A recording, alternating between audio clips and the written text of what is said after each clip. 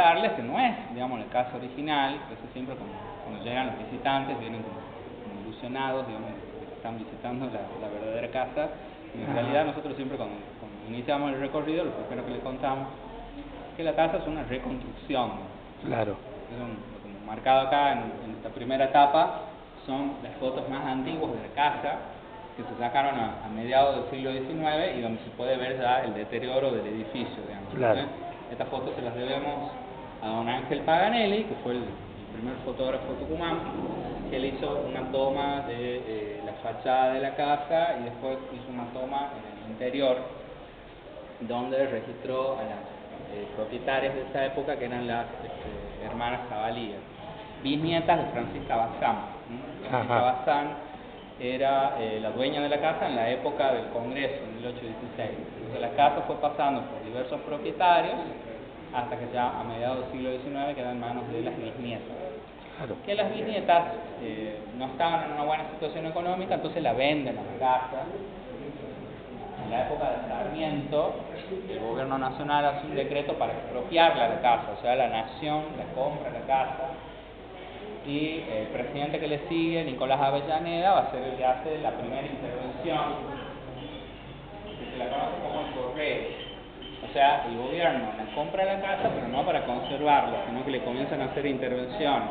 Sí. La van demoliendo parcialmente. La primera intervención lo que hace es demoler la fachada. Y en reemplazo de la fachada colonial, lo que se construye es un edificio de estilo neoclásico, donde comienzan a funcionar las oficinas de los correos y telégrafos. Por eso un telégrafo de esa época. Claro. Bueno, después, hacia el 1900, o sea, el correo estaba a 30 años más o menos, y después, del 1900, viene la segunda intervención, que se la conoce como el templete, que es una obra que se hace en la época de Roca, donde Roca ordena que se demuela todo, los restos que quedaban de la casa, que se demuela, digamos, el correo, y lo único que va a sobrevivir es la sala de la jura, que pasa a ser protegida por una especie de palacio afrancesado. Claro. ¿Por qué afrancesado? Porque bueno, era la moda en esos años. Argentina tenía una cultura imitativa de lo francés. Eso se puede ver en las grandes avenidas, digamos, en Buenos Aires, en los grandes palacios que se construyen en las ciudades del interior. Acá tenemos un gran ejemplo con la Casa de Gobierno de Tucumán, que también es sí, recién estuvimos mostrando la de exterior. La Casa de Gobierno es contemporánea al templete. O sea, era como una época donde se buscaba esta influencia de Francia. Pero bueno, ese templete no va a durar para siempre. En el 43 se decide volver a la casa, porque básicamente ese estilo francés no respondía a la historia colonial, a la historia del Congreso. Había una identificación por parte del pueblo con la casa. La casa, por ejemplo, a pesar de ya no existir, se la seguía dibujando, la casa seguía apareciendo en los billetes, en las monedas, los artistas recreaban la fachada de la casa. Entonces el edificio, a pesar de no existir, seguía presente en la memoria del pueblo. Eso es algo muy llamativo de un edificio, porque por lo general cuando un edificio se demuele, la gente se olvida cómo es. La casa seguía viva en la memoria popular, y esa memoria, y también hay una voluntad por parte del Estado, que en los años 40 tenía una tendencia nacionalista que quería rescatar las raíces coloniales, las raíces hispánicas. Entonces hay toda una serie de intervenciones que se hacen en el país, rescatando por ejemplo el patrimonio de los jesuitas, los cabildos, el Cabildo de Buenos Aires. Hay todo un trabajo que se hace por parte del Estado para recuperar el patrimonio colonial. Entonces en ese contexto se la reconstruye. Ahí podemos ver ya la foto de la casa reconstruida. ¿Conserva un poco el modelo original? Claro, porque Piazzo fue el arquitecto que la reconstruyó. Él había intervenido en el Cabildo de Buenos Aires, es un experto en edificios coloniales. Entonces Piazzo básicamente lo que va a hacer es investigar. Él se basa en las fotos que había sacado Paganelli, después hacen excavaciones y se encuentran los cimientos antiguos de casa, y también se encontraron planos de la casa. Entonces Piazzo va a tratar de reconstruirla siguiendo, digamos, estas cuestiones históricas. Obviamente la reconstrucción no es exactamente igual a la casa original. Este edificio de ahora tiene modificaciones con respecto al original, pero bueno, en este caso trato de acercarse lo más posible al periodo histórico. Claro. Bueno, después tenemos estas puertas que también son muy importantes, porque las puertas son originales. Resulta ser que en la época del correo, cuando se estaba demoliendo el correo para hacerlo al templete, había un obrero, digamos un albañil, que era de San Juan. Ajá. Entonces, este albañil, muy preocupado, porque ya la casa, digamos, estaba desapareciendo, se puso en contacto con Agustín Ñeco, que era un coleccionista sanjuanino, que él tenía la costumbre de llevar reliquias de diversas partes del país. Entonces Ñeco pidió que le mandasen algo de la casa, y ahí es cuando esta puerta se fue para San Juan, para integrar la colección de Ñeco.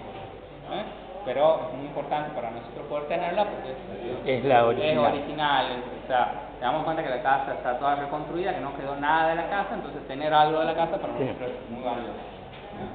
Bueno, después de acá hemos creado el oratorio. Acá como nos vamos un poquito a lo que es la casa Bazán y nos metemos en los tiempos coloniales para ver cómo era la casa original, cómo vivía la familia. Por eso hemos recreado un oratorio, porque bueno, en las casas coloniales era muy importante destinar un espacio para la religión, para el culto católico. Y después hemos recreado en estas miniaturas, que se llaman Big Shows, hemos recreado la vida en los patios y en la cocina de la casa. Si querés poder acercarle a la cámara y va a ver las miniaturas. Se va a ver. ¿Se llegan a ver? Sí, se ven. Ajá, mira. Son los patios. Y después la otra tenés las cocinas. Ajá. Y bueno, nosotros acá en Casa Histórica tenemos mucho patrimonio desde las élites, de las principales familias. El museo se armó con donaciones. Después que la reconstruyen a la casa, le donan patrimonio, pero muchas veces es un patrimonio que es vinculado a las élites, a las familias pudientes, digamos. Entonces nosotros no quisimos dejar de lado los otros sectores sociales que también formaban parte de la casa. En este tipo de casa había esclavos que eran encargados de hacer las tareas domésticas. Claro. Nada más que bueno, por lo general los objetos de uso cotidiano de los esclavos en general estaban hechos en materiales mucho más endebles, maderas, cueros, que muchas veces no sobrevivieron o no aguantaron el paso del tiempo, o tampoco hubo una voluntad de conservarlos. Entonces todo eso ha concluido para que sea muy difícil tener objetos que hayan pertenecido a los sectores populares. Por eso nosotros siempre en el museo tratamos de contar una historia que sea amplia, no solo de las élites, de los grandes patriotas, sino también contando cómo vivía los sectores populares, cómo vivía el pueblo. Bueno, nosotros acá hemos recreado las minas del Potosí, porque la idea acá en la Casa Histórica es contar la historia de la independencia, pero obviamente hay que ver un poquito cómo fue la etapa anterior, cuando llegan los españoles. Entonces, nos focalizamos en un aspecto de esa conquista por parte de España, que fue la cuestión económica, la búsqueda de los metales. Los españoles, cuando llegan al territorio americano, no solo van a usar a las poblaciones originarias como mano de obra, sino que también van a hacer una búsqueda, digamos, de metales preciosos. Entonces, en lo que es México y Bolivia, ahí van a estar las minas más importantes, siendo las minas del Potosí, Bolivia, más ricas. Todavía no se llamaba Bolivia este territorio, sino que se lo conocía como el Alto Perú. El Alto Perú, junto a Paraguay, la banda oriental y parte del actual territorio argentino, todo este inmenso territorio formaba el virreinato del Río de la Plata. Era la manera que tenía España de gobernar este territorio. Entonces la extracción se realizaba del Potosí, de La Plata, y tenía un recorrido por las ciudades, el noroeste, Córdoba, y tenés el Río de la Plata, se iba por el puerto. Esa era una de las rutas. La otra ruta es por Perú y después hacia el Caribe, pero era mucho más larga. Por eso los españoles comienzan a expandirse hacia el sur para conectar el Potosí con el Río de la Plata y darle una salida más rápida al mercado. Y bueno, con la idea de darle un contexto a ese Potosí, hemos puesto algunos objetos de plata de esa época. Por ejemplo, una Beatriz, que es una ave de madera tallada con láminas de plata. Un arrierito, es un adorno que representa al arriero, que es este personaje clave del mundo andino, que era el encargado del transporte de la plata. que se hacía lomo de llama, lomo de mula, bueno, en este caso vemos unas llamas que están transportando las barras de plata ya procesadas. Bueno, la plata primero era un barro que se extraía, se hacía todo un proceso químico con mercurio y eso permitía la separación del metal. Después acá en esta sala ya comenzamos a ver la Revolución de Independencia. Acá decimos una especie de línea de tiempo para darle un contexto a la revolución. Para ver, por ejemplo, la Revolución Francesa, la independencia de Estados Unidos, grandes cambios económicos que se introducen con la Revolución Industrial. Después lo que pasa en el Río de la Plata cuando se producen las invasiones inglesas. O sea, vemos un mundo que está conmocionado, que está cambiando, hay un tiempo, digamos, de revolución, donde va a ser muy importante la figura del pueblo. Distintas imágenes donde aparece el pueblo, donde se cuestiona sobre todo a los reyes. El rey va a ser la figura cuestionada. Y hay un hecho puntual que es la invasión de Napoleón cuando invade España y lo toma preso al rey. Entonces ahí los criollos en Buenos Aires aprovechan ese vacío de poder para formar el primer gobierno patrio cuando se da la revolución en 1810. Entonces en esta sala lo que comenzamos a contar es el inicio de esa revolución de independencia y las batallas. No todas, porque son muchísimas, nos focalizamos en una que se dio acá en nuestra ciudad, que es la batalla de Tucumán. ¿Cómo hicimos para narrar la batalla? Bueno, hemos recreado un relieve de Tucumán en 3D. Hemos hecho un programita de computación, lo hemos pasado a una impresora 3D y eso nos permitió hacer el relieve de nuestra provincia.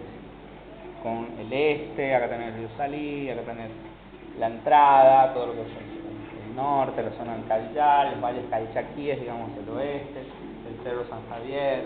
Puede ver la riqueza de Tucumán, sobre todo la cuestión de la selva de Yunga.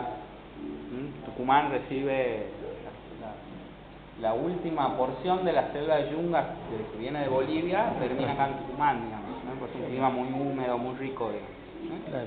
Y la idea también es ver el movimiento de las tropas, cuando los españoles tratan de invadir la ciudad de Tucumán y cómo los patriotas apoyan a Manuel Belgrano, que se había hecho cargo del ejército del norte. El pueblo tucumano le da un gran apoyo a Belgrano para poder derrotar a las fuerzas realistas en la batalla. Estamos recreados con las tropas, con estos muñequitos, después hay unos objetos originales también de esa época.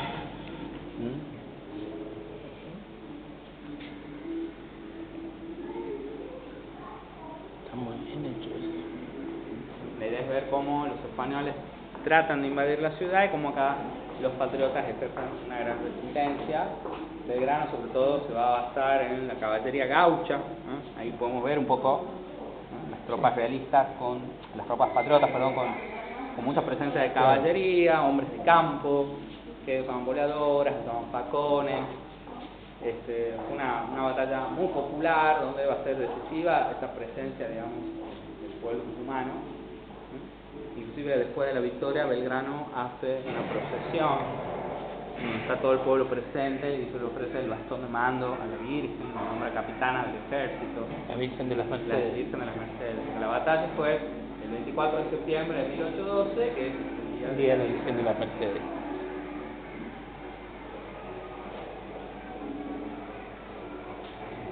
Y ahí podés ver un retrato original de la Virgen y un rosario de nácar también del siglo XIX. Nosotros allá en San José de la Esquina, la comunidad católica tiene la Virgen de las Mercedes como patrona. No, es una virgen muy importante. Bueno, Belgrano se dio cuenta de esa devoción religiosa y por eso hace esta procesión y la nombra capitana del ejército. Y después de acá lo que hemos recreado es un poco el rincón sanmartiniano. Por eso está el sable de San Martín, el sable de Güemes, réplicas obviamente, los originales están en el Museo Histórico Nacional. Y esta proclama, que es una proclama muy famosa que le hizo San Martín al ejército de los Andes, donde se anima al pueblo a dejar todo para ser libres.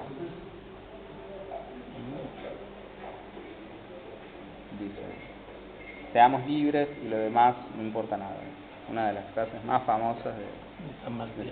la muerte es mejor que ser esclavo de los maturranos. O sea, las proclamas eran mensajes políticos encendidos, Sí, donde sí. San Martín trataba de animar a las poblaciones para seguir haciendo, digamos, la guerra de independencia, y estas proclamas se clavaban en los espacios públicos, en las plazas, en las iglesias, en los reñideros de gallo, en las pulperías. Se ponía un clavo y ahí se ponían Claro, con la idea de proclamas. difundirla. Exactamente. San Martín siempre iba con una imprenta, porque para él era muy importante esta cuestión de la difusión de las noticias. ¿Y por qué tenemos acá este rincón sanmartinano? Porque bueno, la idea también es hablar de este plan de San Martín que implica cruzar los Andes, liberar Chile, después Perú. O sea, San Martín tiene una idea más global, más continental de la independencia, a diferencia de lo que venían haciendo los criollos, los patriotas entre 1810 y 1815, cuando habían centrado sus ataques en el Alto Perú. San Martín se da cuenta que eso no era viable y por eso su idea de abrir otros frentes cruzando los Andes.